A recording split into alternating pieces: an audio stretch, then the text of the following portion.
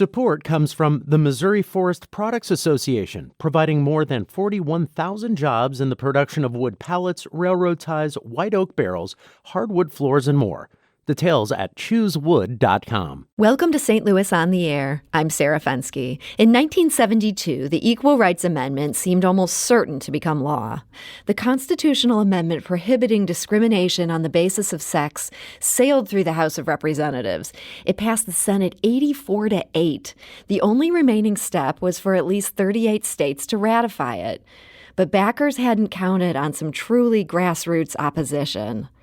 That fight against the ERA was led by a St. Louis area mother of 6 named Phyllis Schlafly. And Schlafly's story is the subject of a new limited series premiering next week exclusively on FX on Hulu. It's called Mrs. America. Its truly all-star cast is led by Cate Blanchett, who plays Schlafly. And joining us to talk about it is the series creator / showrunner and also executive producer and writer. That's Davi Waller. So Davi, welcome to the show. Thank you for having me. Now, I understand you grew up in Montreal, and Phyllis Schlafly is just such an American figure. How did she even get on your radar in the first place?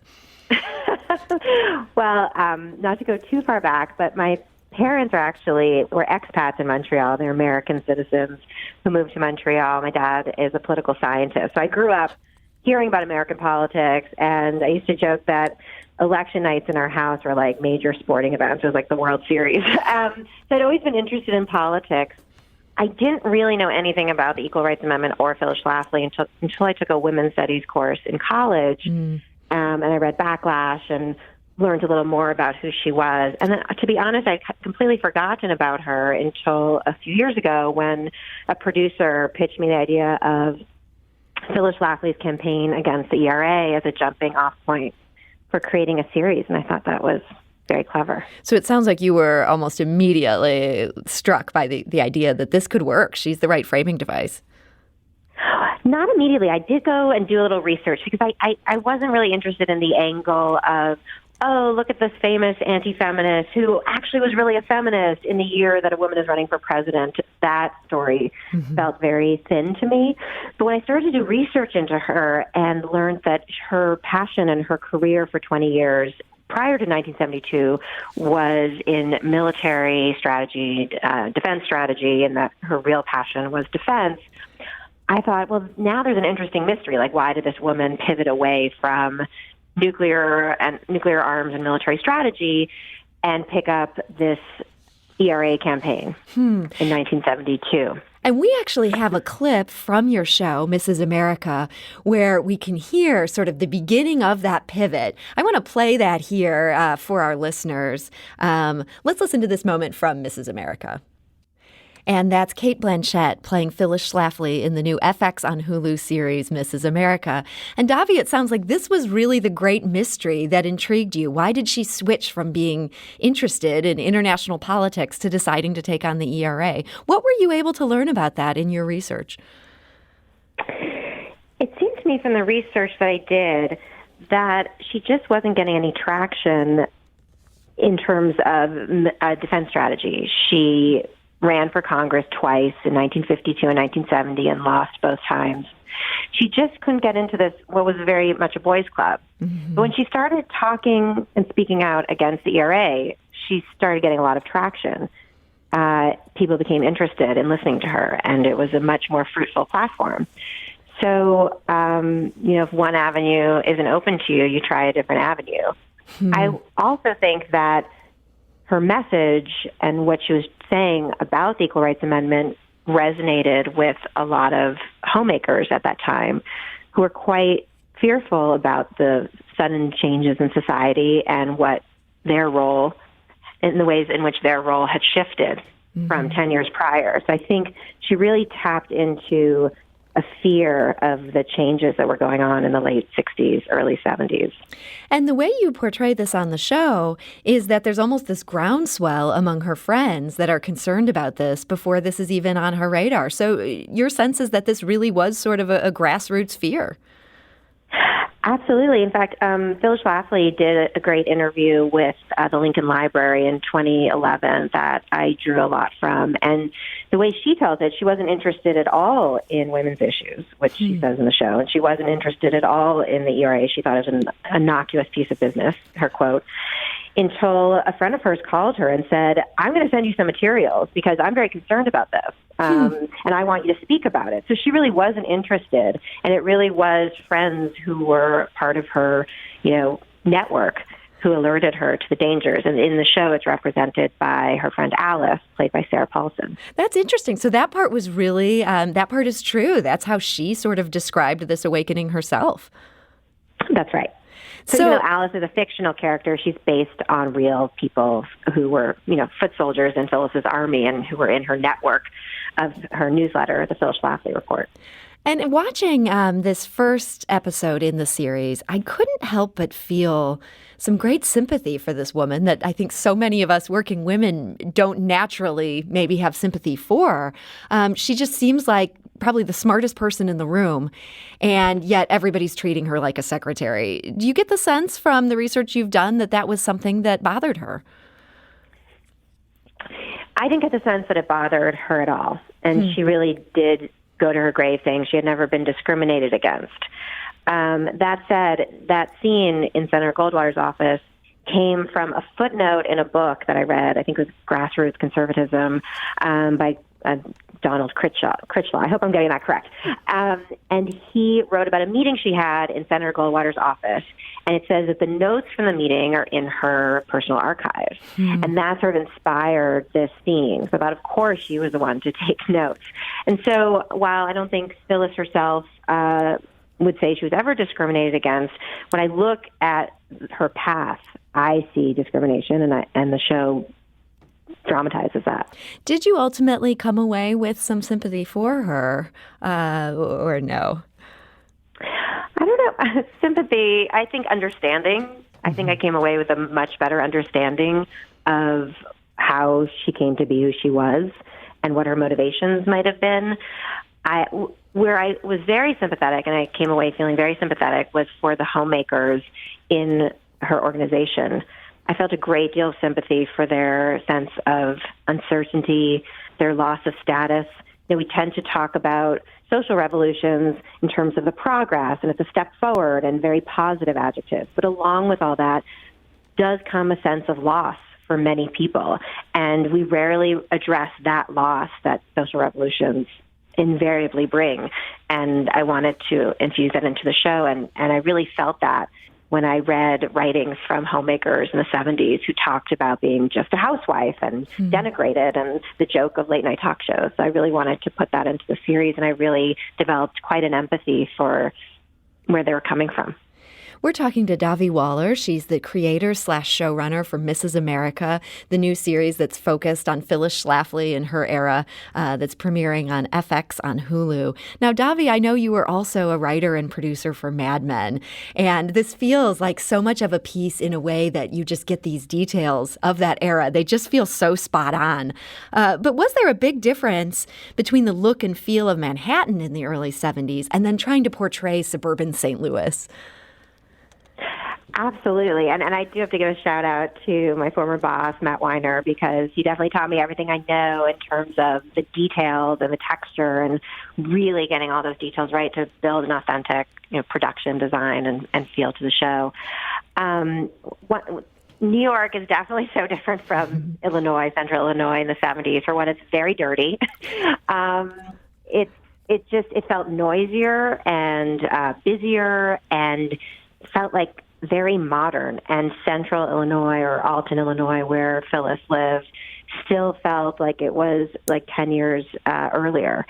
And we had a wonderful production designer, Mara LaPerche-Loop, who really created these two different worlds that felt so different from each other, both in, and also I have to talk about the cinematographer, Jessica Lee Gagne, and our wonderful directors, Ryan Fleck and Anna Bowden. All four of them together created the look of the show and really the contrast between these two worlds, both the color, the saturation, the texture, the sound, just did an incredible job bringing these two worlds to life in the ways in which they're so different.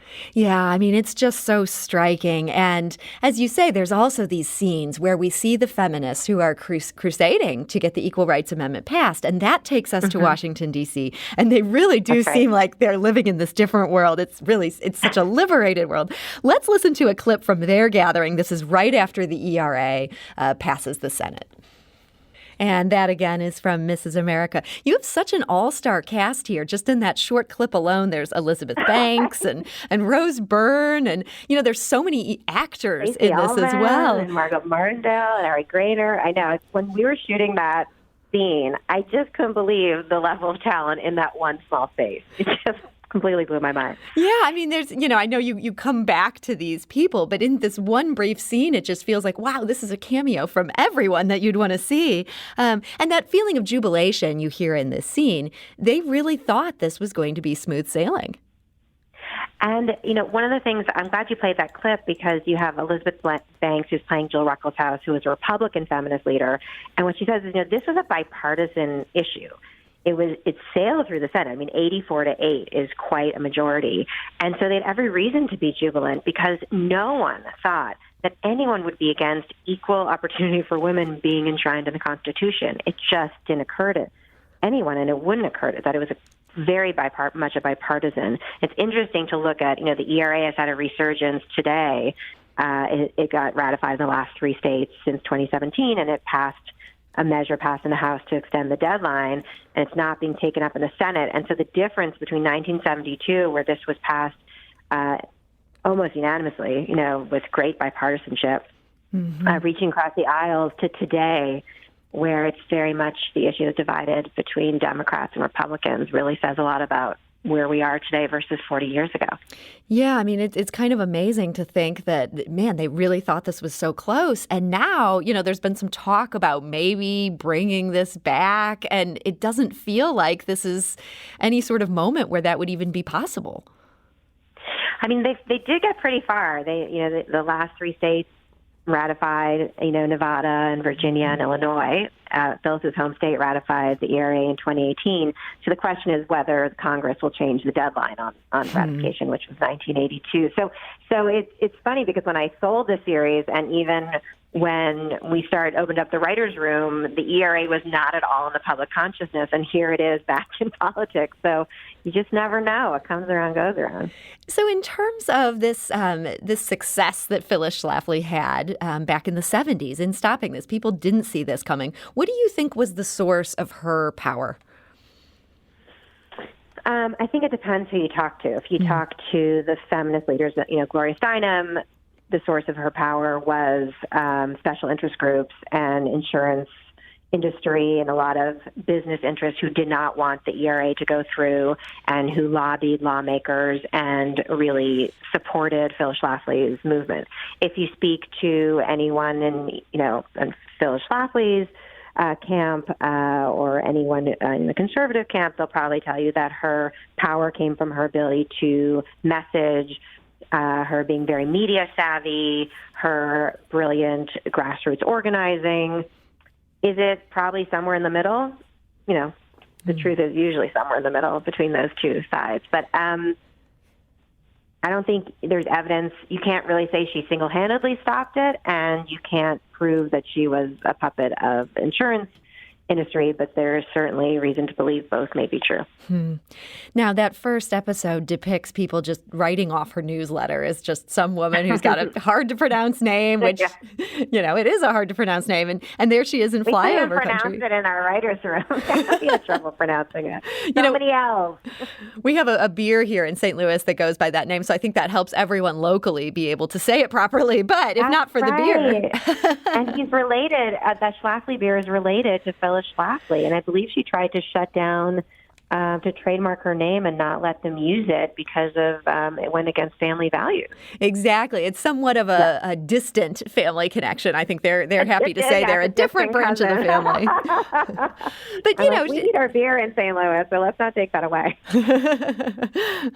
But, she was doing all this, was not a well-known person at the time, was doing it from the middle of the country. Do you think it helped that she was outside Washington, D.C. and could maybe take a pulse that was harder to take from one of the coasts? That's a really interesting question. I definitely think she used her outsider status to great effect. I think she tried to get into Washington, and when she failed in 1970, she found a different way. And I do think that, she was in her own bubble of socially conservative Catholic women, so she certainly had her finger on the pulse of what they were feeling, and through all her network. I mean, she had supporters in almost all 50 states, and she convened a national meeting, in 1972 to start this national organization, Stop ERA. So I think she definitely had her finger on the pulse of socially conservative women, and probably in D.C. or New York, maybe they weren't as tapped into that. I think there's similar echoes in the 2016 election where you had an outsider running for president, and there was a lot of surprise in terms of his popularity, and some say it came from us living in our own bubbles. We're increasingly living among people who think similarly to us, and there aren't that many states in which you interact with people who don't have the same ideology, and so we are losing touch with what the rest of the country is feeling and thinking. I think you're right. So she at least had her finger on the pulse of this one America, but it's not the only America. That's right. Looking at her sort of remarkable life and this fight that she took on and this organization that she built, how do you think her life would have been different if she would have been born 50 years later, say if she was born in 1974 versus 1924? Do you think she would have ended up being in Congress? I bet she would have. When I think about how far conservative women have come today who were born in the 70s, at the very least, she would be on Fox News. It is very easy to see that. Very easy to see that, if not in Congress. I think she did avail herself of all the opportunities that women had in the 70s as well, but I think she would have gone a lot farther in 1974. And if she were born in 1974, and one of the reasons I included the character of Phil Crane, who is a congressman from Illinois, who's played by James Marsden, who's in the pilot, is he was so similar to Phyllis. They ran for Congress the same year. He was also very socially conservative, very much a hawk on foreign policy, had father of 8 children, Catholic. And in some ways, he seemed like a mirror image of her as a man. And look how far he went. And that gave me some sense of what it might have been for her had she been born a man. He became very powerful in the House. Do you think with the ERA, though, that she won the battle, but ultimately she lost the war? Absolutely. And the fact is that all the things she railed against that would happen if the Equal Rights Amendment became part of the Constitution happened anyway. Gay marriage is legal. Women serve in the military. Ultimately, you can't really stop society from moving forward and the culture from evolving and progressing as loud as you shout. And so that's the great irony, is that the battle was won, but ultimately everything she said she was afraid would happen did happen, and we're all still standing. Well, Davi Waller, I want to thank you so much for joining us today. Thank you for having me, and I hope all your listeners are staying very healthy and safe. Thank you. And the same to you. Thank you so much.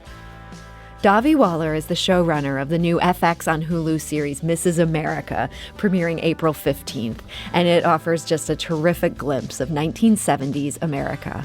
This is St. Louis on the Air on St. Louis Public Radio. That's 90.7 KWMU.